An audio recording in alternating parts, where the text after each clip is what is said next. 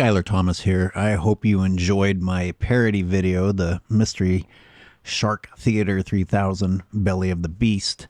Tried to do that one with some humor. This one is just straight talking. This is supplemental content. I wanted to go over a few other problems that were in that episode of Shark Week. And it's a long list. So let me give you an idea of the content that's coming. I'll do a quick overview. So we're going to talk about the deception of cutting to different camera angles, what cameras actually caught what you're seeing versus how they wanted you to think you were seeing it. The fake lines being delivered, the over-the-top sound effects, the use of bait wrangling footage, probably not even from that location, to try and give the impression of a feeding frenzy, which is another topic. I talk about whether or not this is in fact frenzied behavior. You guys tell me what you think after you hear my side of it. I talk about the differences and similarities of what they're doing on this show compared to the cage diving industry, and whether they're over glorifying something here that other people criticize and condemn in another place, and why it might actually be better what the cage dive industry does. I also share some insights from people that I consider real shark experts, people that spend time in the water observing their behavior and exposing themselves without a cage and learning to understand what the shark is really doing by the shark's body language compared to what Shark Week is telling you. And finally, the overhyped advancement of science, when in fact this is just people playing with toys and playing with sharks. You know, stop acting like you're doing something righteous. There's a lot more than that, so I'll split this into multiple episodes. Without further ado, let's jump into this episode. You know, the best shots were the shots being taken by the free divers or the guy inside the cage hanging off the boat. Set me up with the pop-off tag. I'm coming up. Copy that. A couple of important things here to point out. That boat is one of the Cage Dive Company boats. I've actually been on that boat. It was operating in Huntsby on the Cape. And you see that they do, in fact, have a cage there. So what, you might say? Well, notice the guy in the cage and his big camera. That's where they got their good footage from. That's where they got their great observations from. You know, the container at the bottom of that fake whale was just for entertainment purposes, in my opinion. Completely unnecessary. Did not further science. Didn't even get you better shots. Even when they were trying to convince the audience that things were getting intense and that the sharks were hitting Austin's viewport, you're actually being shown footage captured by that guy in that cage.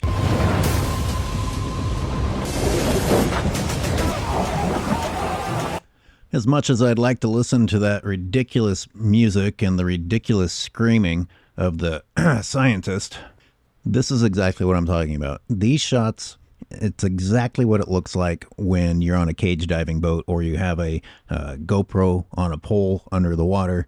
This in particular looks like a high-speed pursuit of bait being dragged through the water, which is what is done for a lot of shoots. And sure enough, I go back and you pause it right there. You can see the bait, and that's the direction the shark is going. It's possible that they used bait and drug it in front of that cage to get this shot, but this could be from any of millions of cage dive trips from anyone across the world. I mean, I can't tell you how much of this footage I have from my own collection. And you might counter that by saying, well, so what? It's just entertainment. Well, sure, except that they're telling you that this shark is engaged in a feeding frenzy, and they had to use fake footage to get it looking active at all, and then they cut away to this. This is what it's like to be inside a feeding frenzy.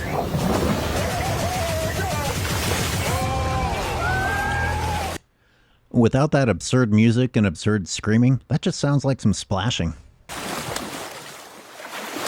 It's really common for sharks to bump into the viewport of the cameras. That is not a frenzy. That doesn't mean that the sharks are out of control. I have a ton of that footage myself. Everyone does.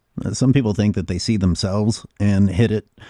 Sometimes they just bump things to see what it's made out of. It's a testing bump. Or even a testing bite. but it's still a testing bite. All you have to do is add the music and get people to scream like idiots, and suddenly it's a frenzy. You get some level-headed people, and they will tell you, oh, the shark's investigating. He's doing mouthing exploration. And you put some soothing music on in the background, and you have a completely different situation. But that doesn't sell, does it? I mean, after all, it's called feeding frenzy. So let's talk about whether or not this was a frenzy. I'm showing this on purpose because it's probably one of the crazier shots they got, and I'm sure a lot of people who are arguing against me are saying, you don't call that a frenzy? No, I don't. That's what it looks like when a great white takes a bite. That's always what it looks like when a great white takes a bite. Like, most people know about the jaws that unhinge from the skull and come forward, and then the teeth lock together, and then once the teeth have locked together, they shake their heads to rip off flesh. That's how they're designed to do it, and therefore that's what it looks like when a white shark takes a bite of something. And after it shakes its head back and forth, it's right back to calm swimming. It has to shake its head hard in order to complete what it was designed to do. The razor-sharp serrated teeth come together, then the head shakes and removes that. That's what it always looks like when a shark is removing a bite to eat. And then it slowly swims away and gets ready to come around for another pass to do the same thing. It's not zooming around. It's not going left and right. It's not chasing off the other sharks. It's not trying to kill the other divers in the area. If they weren't interjecting that footage of bait wrangling, sharks chasing bait that's being drugged at high speed, they wouldn't have any footage of the shark moving at a rapid pace at all. So they're really deceiving you.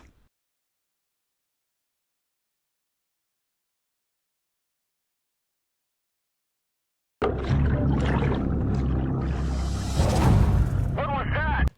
That was the sound effects team adding noise to make it seem like that was a violent hit. What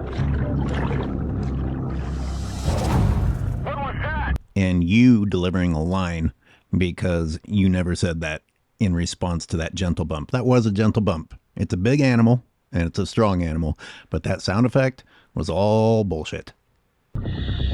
Isn't that the dome port right there? I don't think there's anyone in it. And by the way, whatever camera they have mounted on the bottom, like this is a GoPro mounted to the belly of the whale, that's getting better shots than you're going to get from that dome port. So this adds evidence that that line was complete BS. You know, no one was even in there to be alarmed by feeling the hit from the shark. There we go. There's another angle. That's the only dome port on the bottom, and that's what it looks like with someone in there. The human body is using up most of it. There's no way he was hiding anywhere. So again, I'm saying there was no one in that dome port during that shark bump. And then, of course, the next scene is Austin in the dome port. That's just the editor moving different clips around in post to create a fake story. Smart shark just came out of nowhere. Oh, the horror of getting exactly what you wanted. We are going to study this feeding frenzy like no one else has ever done before. If they would just call it what it is and say, we're building toys to play with sharks, that would be one thing. But the science thing is just over the top. This is certainly not exclusive to this show. It's pretty common with Shark Week shows.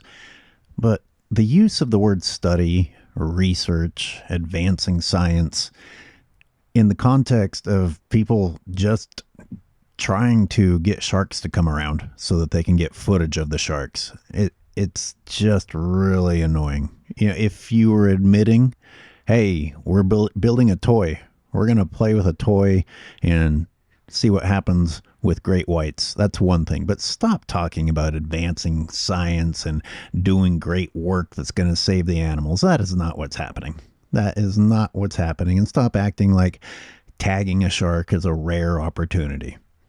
And the tagging part was the only aspect of this that you could even argue was scientific. Because tricking a shark into biting something that isn't even a whale. What are you learning from that? How are you studying natural shark behavior in unnatural conditions?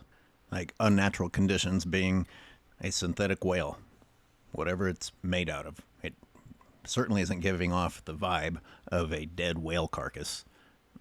It's not really any better than having a boat out there, a great big silhouette of a boat.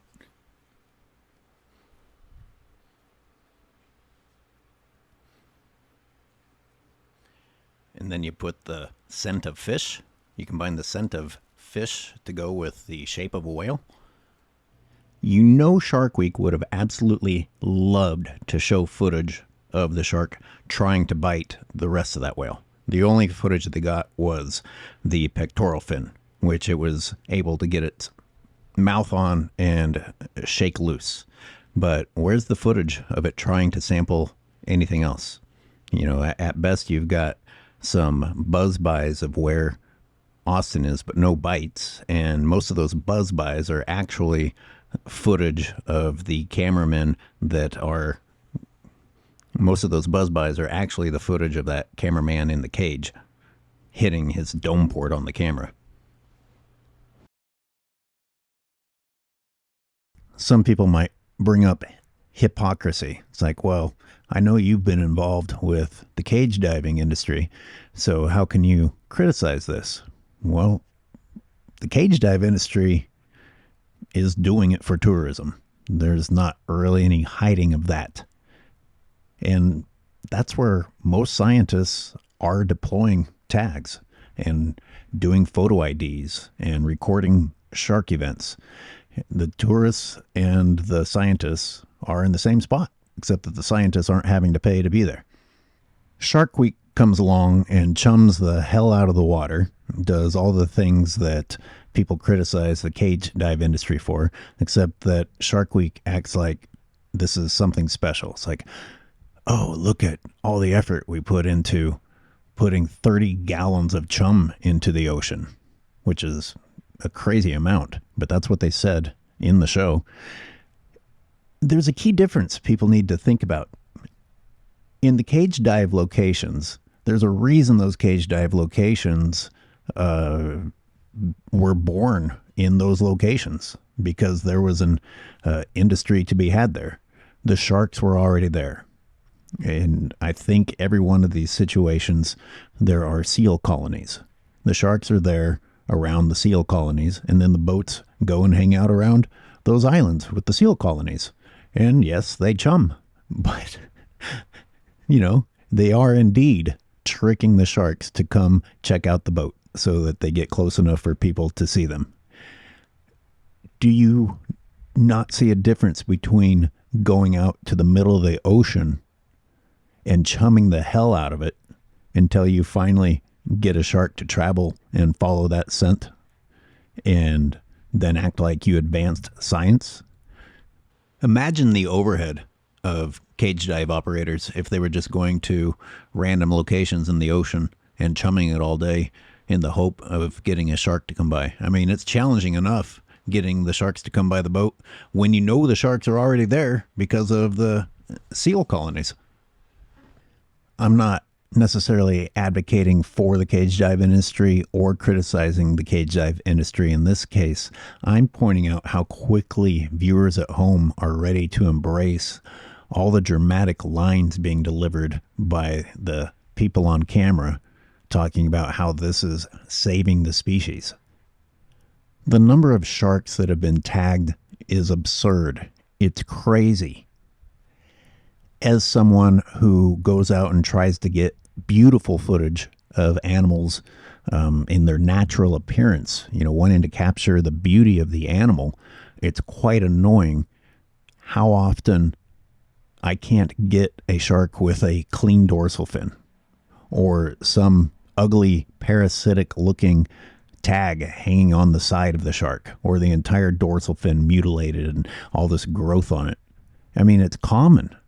A lot of footage is ruined by it. In my opinion, it's ruined. Like, to me, it's like a priceless work of art that was vandalized. Anyway, back to my original point. If you're going to consider people having fun watching sharks bite things, and in many cases bite things they shouldn't even be biting, and you're going to call that research. Well, then I've been researching white sharks since 2004. When I interviewed the divers of Alawal Shoal last time I was on that coast of South Africa, they were describing to me that they thought that the sharks considered them other predators, and it was they had to engage in the hierarchy thing, and they actually felt like their presence deterred some sharks from coming in to feed on the whale carcass. I didn't hear that mentioned in Belly of the Beast, and I think that that would have been pretty interesting for viewers at home to think about. But that's not the Shark Week style. Shark Week has to pretend that the shark is on the verge of eating the people, not convey that maybe the shark sees these as other creatures that are trying to feed on a whale carcass. No, everything's just a food source to a shark. Back to the mindless killer thing. When you see a white shark change from cruising and deciding what it wants to do to actually going into business mode, then you know none of these divers had a chance if the shark was actually deciding the shark wanted to eat them.